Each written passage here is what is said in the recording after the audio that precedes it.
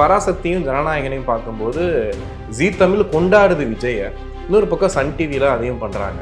இன்னைக்கு எடுத்து நாளைக்கு அதை ப்ரீமியர் பண்ணணுன்ற அவசியம் கிடையாது. இல்லைங்க, 2 ஆடியோ லான்ச் நிகழ்வுகளும் வந்து தான் ஆகணும். ஏன்னா படம் ரிலீஸ் டேட்டு வந்துருச்சு. அந்த நேரத்தை நீங்கள் முன்ன பண்ணீங்கன்னா உங்களுக்குள்ள போட்டி இல்லைன்னு நம்ம நம்பலாம். ஒரே நேரத்தில் தான் நான் வருவேன் அப்படின்னு சொல்கிறது இருக்குல்ல, அதுதான் நமக்கு நேரிடலாம் இருக்குது. அது அவசியம் இல்லையா? படத்துக்கு டிக்கெட் புக்கிங்கை தாண்டி ட்ரெய்லரை பார்க்கறதுக்கு புக்கிங் ஒரு கூட்டம் நின்றுச்சு. பெரிய பெஞ்ச் மார்க்காக இருக்குங்க. இப்போ இங்கே நினைக்கிறாங்கல்ல, இதை ஒழிச்சிடலாம், கலெக்ஷனை குறைச்சிடலாம், இது அவ்வளோதான் அப்படின்லாம் நினைக்கிறாங்கல்ல. நீங்கள் யானைக்கு சண்டை போட யானையை தான் இறக்கணும், நீங்கள் எல்லாத்தையும் இறக்கி ஜெயிச்சிட முடியாது இல்லை. ஸோ அப்படி ஒரு இடத்துல விஜய் இருக்காரு.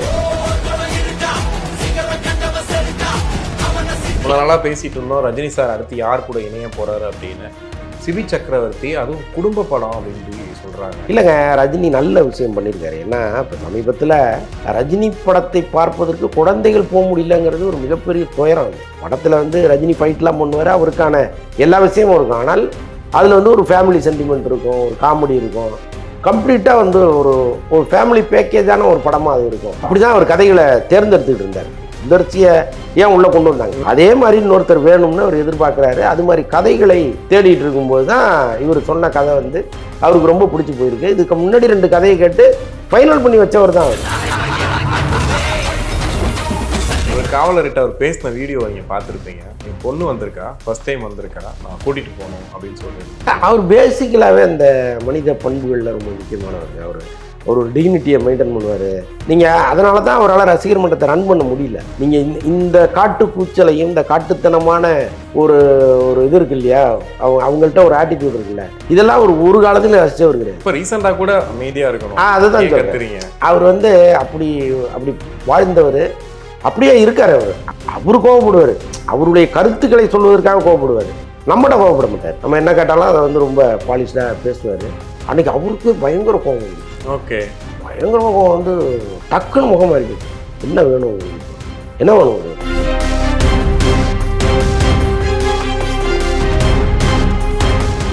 உலகெங்கும் வாழும் தமிழ் நெஞ்சங்களுக்கு கிறிஸ்டியின் அன்பு வணக்கம். நம்மோடு சினிமா விமர்சகர் அந்தரன் நினைஞ்சிருக்காரு. வணக்கம் சார். வணக்கம்.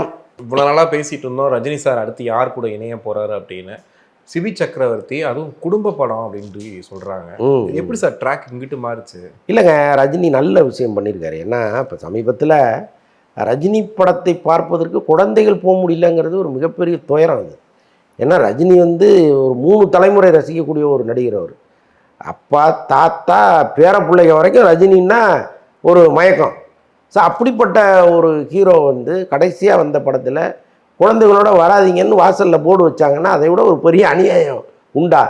எவ்வளோ பேர் சொல்லியிருப்பாங்க. கண்டிப்பாக கூலி படத்தை குடும்பமாக பார்ப்போம் சார், இப்படி பண்ணிட்டீங்களே சார்னு எவ்வளோ பேர் கேட்டேன் சார். கண் கூட பார்த்தேன், சண்டை போட்டுட்டு இருந்தாங்க. ஆமாம், அப்போ அதெல்லாம் அவர் காதுக்கு போயிருக்கோம்ல. அடடா, நாம் கொஞ்சம் வேற ஒரு படம் நடுவில் கொடுப்போம் அப்படின்னு நினச்சி தான் டோட்டலாக அந்த ட்ராக்கை மாற்றுறாரு.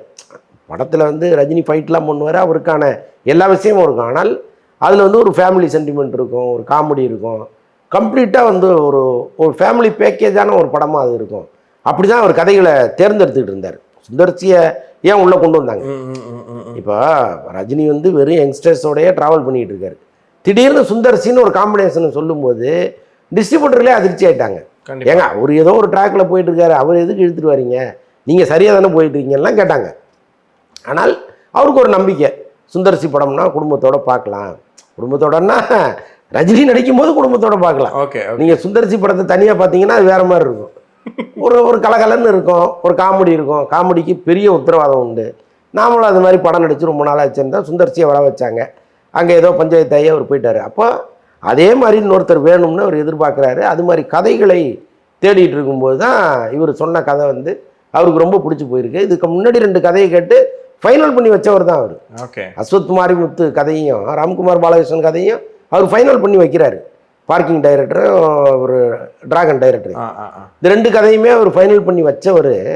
இவர் ஒரு கதையை சொன்னோன்னே அடடா அதையெல்லாம் விட சூப்பராக இருக்கே, இதை அனௌன்ஸ் பண்ணிடுங்கன்னு சொல்கிறாரு. ஸோ அதற்கப்புறம் தான் இந்த அறிவிப்பு வருது. ஓகே, ஆனால் சிபி சக்கரவர்த்தி அடுத்து சிவகார்த்திகேயன் வச்சு படம் பண்ணுறதா இருந்துச்சு. அடுத்த படங்கள் வேற ஒரு படங்கள் சொன்னாங்க, எல்லாமே ஸ்டாப் பண்ணிட்டாங்களா சார்? ஆமாம், அது ஃபினான்ஷியலாக அந்த ப்ரொடியூசர் இப்போ வீக்காக இருக்கார், அவரால் பணம் புரட்ட முடியல. சிவகார்த்திகேயனும் வெயிட் பண்ணி பார்த்துட்டு எவ்வளோ நாள் வெயிட் பண்ண முடியும். அப்போ அவர் வெங்கட் பிரபுவோட ட்ராவல் பண்ணிடலான்னு அவர் கிளம்பிட்டார். இவர் சும்மா உட்காந்துருக்க முடியாதுல்ல. அப்போ இவர் என்ன பண்ணுறாரு, சார் ஒன்று ஆரம்பித்தா உடனே ஆரம்பிங்க, இல்லைன்னா என்னை விட்டுருங்க, நான் போயிட்டு வந்துடுறேன், வந்து திரும்ப இந்த படத்தை பண்ணுவோம்ட்டு அவர் கிளம்பி வந்துட்டார். அதுக்கு இந்த தயாரிப்பாளர் ஒத்துக்கிட்டாரா, என்ஓசி கொடுப்பாராங்கிறதெல்லாம் நமக்கு தெரியல. எல்லாத்துக்கும் ஒரு காலகட்டம் இருக்குது, எல்லாருக்கும் ஒரு லைஃப் இருக்குது. இப்போ நான் கஷ்டத்தில் இருக்கேன், நானும் உங்களை சேர்த்து பிடிச்சி வச்சுட்டு நீ என்னோட சேர்ந்து பட்டினி கிடங்கிறது நியாயம் இல்லைல்ல. நீ போ எங்கேயாவது போய் நல்லா இரு, நீ நல்லா இருக்கும்போது திரும்பி வா அப்படின்னு சொல்லணும்ல.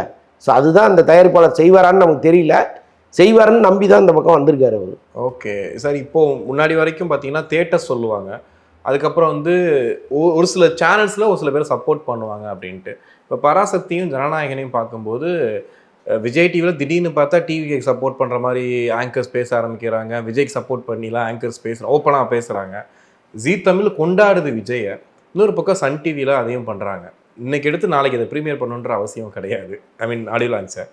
அதே சேம் டைம் இவருதும் ஆடியோ லான்ச்சது, ஏன் எல்லாத்துலேயுமே ஒரு போட்டியாகவே பார்க்கணும்? இல்லைங்க, 2 ஆடியோ லான்ச் நிகழ்வுகளும் வந்து தான் ஆகணும். ஏன்னா படம் ரிலீஸ் டேட்டு வந்துருச்சு, நீங்கள் ரிலீஸ் பண்ண பிறகு அதை பண்ண முடியாது. அப்போ அவங்களுக்கு ஒரு சண்டே எதிர்பார்க்குறாங்க. இப்போ 2 சண்டையும் ஒன்றா வர்றதை அவங்க என்ன பண்ண முடியும்? அப்போ வேறு வழி இல்லை, பண்ணி தான் ஆகணும். அந்த நேரத்தை நீங்கள் முன்ன பண்ணீங்கன்னா உங்களுக்குள்ள போட்டி இல்லைன்னு நம்ம நம்பலாம். ஒரே நேரத்தில் தான் நான் வருவேன் அப்படின்னு சொல்கிறது இருக்குல்ல, அது அதுதான் நமக்கு நெருடலாக இருக்குது. அது அவசியம் இல்லையா?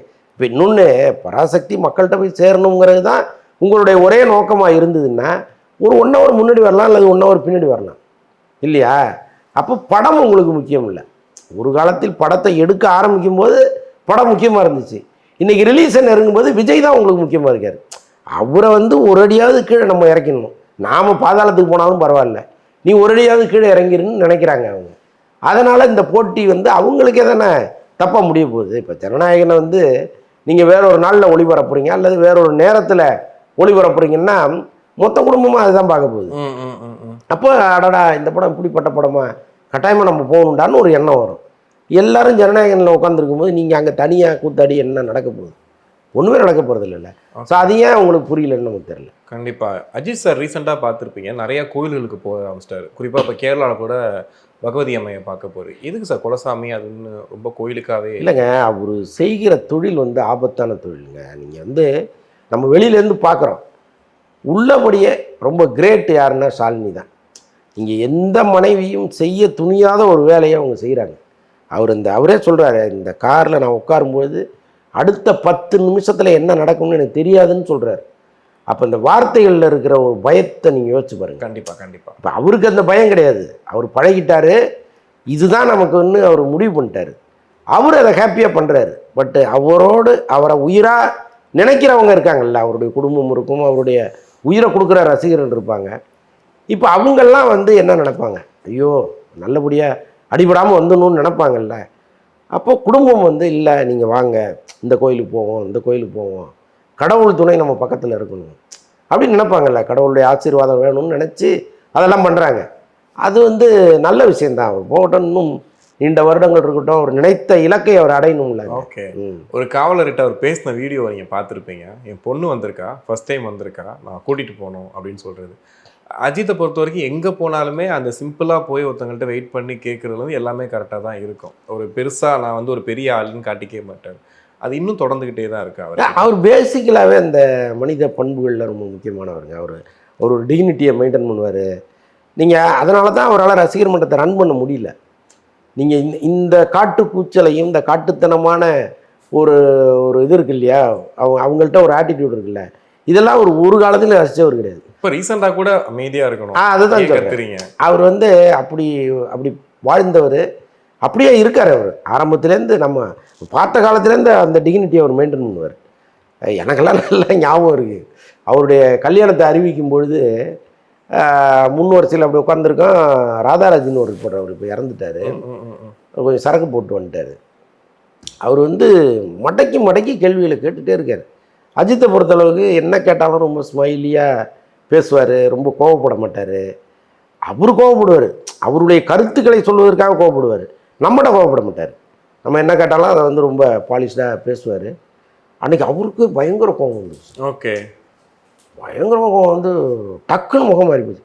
என்ன வேணும் உங்களுக்கு, இப்போ என்ன வேணும் உங்களுக்கு அப்படின்ட்டார். அப்படியே அந்த இது எல்லாருக்குமே அமைதியாயிட்டேன். என்னடா இது, கோவமே படாத ஒரு ஆளை ஒரு கோவப்பட வச்சுட்டாரு அப்படின்னு. ஏன்னா பக்கத்தில் ஷாலினியும் உட்காந்துருக்காங்க, அவர் மாற்றி மாற்றி இந்த கேள்விகளை கேட்டுக்கிட்டே இருந்தது அவருக்கு. பர்சனல் கொஸ்டின்ஸ் நிறைய. ஸோ அந்த மாதிரி அவர் ஆரம்பத்துலேருந்தே அந்த எல்லாமே ஒழுக்கமாக இருக்கணும்னு நினைப்பார். நிருபர்கள் கேட்குற கேள்வியும் ஒழுக்கமாக இருக்கணும், நாம் சொல்கிற பதிலும் ஒழுக்கமாக இருக்கணும் அப்படின்னு நினைக்கிற ஒருத்தர் அது எங்கேயோ அப்படி மாறும் பொழுது டக்குன்னு ரியாக்ட் பண்ணுறாரு. ஸோ அதனால் அது நமக்கு ஒன்றும் பெரிய வியப்பு கிடையாது. இந்த மாதிரி அந்த கூட்டத்தை அப்படி பண்ணுறதெல்லாம் நமக்கு ஒன்றும் வியப்பெல்லாம் கிடையாது. பட் அவர் வந்த இடம் அப்படி, அதை ஒன்றுமே மாற்றவே முடியாது. நம்ம காலகாலமாக பார்க்குறோம், ரசிகர்கள்ங்கிறவங்க அப்படி தான் இருப்பாங்க. ஆனால் அவர் தவறான ஒரு துறையை தேர்ந்தெடுத்துட்டு நீங்கள் இப்படி தான் இருக்கணும்னு நினைக்கும் போது அது வாய்ப்பு இல்லைல்ல. ஓகே, அது ஒன்று. இப்போ நீங்கள் பார்த்துருப்பீங்க, ரீசெண்டாக ஒரு ஃபோட்டோ கூட ட்ரெண்ட் ஆகிட்டு இருக்கு. அவர் இப்படி யாரோ ஒருத்தவங்க வராங்க, இப்படி நெஞ்சில் இப்படி இடிக்கிற மாதிரி ஒரு ஃபோட்டோ, அஜித் கையை இப்படி தூக்குற மாதிரி இருந்துச்சு. அது 2026 யாருக்கோலாம் போட்டிலாம் சொல்கிறீங்க. ஆனால் அஜித்தை பொறுத்த வரைக்கும் அஜித்துக்கும் அஜித் ரசிகர்களுக்கும் தான் பெரிய போட்டியாக பகையாக இருக்க போகுது.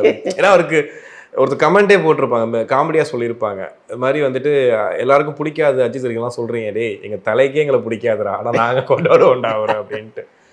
ஒரு மாதிரி ரொம்ப அவர் நெருக்க ரொம்ப மாதிரி ரிசர்வ் ஆகுறாரா, பயப்படுறாரா?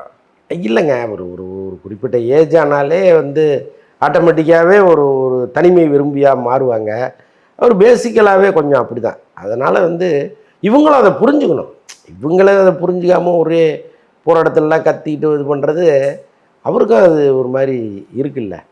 முதல்ல இவங்க புரிஞ்சுக்கணும். அவ்வளோ. கண்டிப்பாக சார். நிறைவாக இந்த ட்ரெய்லருக்காக ஒரு வீடியோ காமிச்சிருந்தாங்க. எப்படின்னா கேரளாவில் எல்லா இடத்துலையும் படத்துக்கு டிக்கெட் புக்கிங்கை தாண்டி ட்ரெய்லரை பார்க்குறதுக்கு புக்கிங் ஒரு கூட்டம் நின்றுச்சு. ஜனநாயகன் என்ன பண்ண போகுதுன்னு நினைக்கிறீங்க?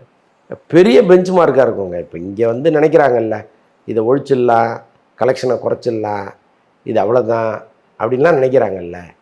நீங்கள் யானைக்கு சண்டை போட யானையை தான் இறக்கணும். நீங்கள் எல்லாத்தையும் இறக்கி ஜெயிச்சிட முடியாது இல்லை. ஸோ அப்படி ஒரு இடத்துல விஜய் இருக்கார்.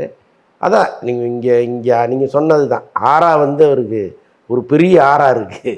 ஸோ அதுக்குள்ளே இந்த மொத்த ரசிகர்களும் இருக்காங்க. ஸோ அதனால் அவங்க அவரை கைவிட மாட்டாங்க. ஓகே, இது ஒன்று மட்டும் கேட்டுக்கிறேன் சார். இன்றைக்கி நிறைய பேர் ட்ரெய்லர் டீகோட் பண்ணுவாங்க. அவங்க எல்லாமே அரசியல் விமர்சகராகவும் இருப்பாங்க, அரசியல் கட்சியிலையும் இருப்பாங்க. உங்களெல்லாம் கூட கமெண்ட் சொல்லுவாங்க, நீங்கள் என்ன திடீர்னு அரசியல்லாம் பேச ஆரம்பிச்சிட்டிங்க அப்படின்னு.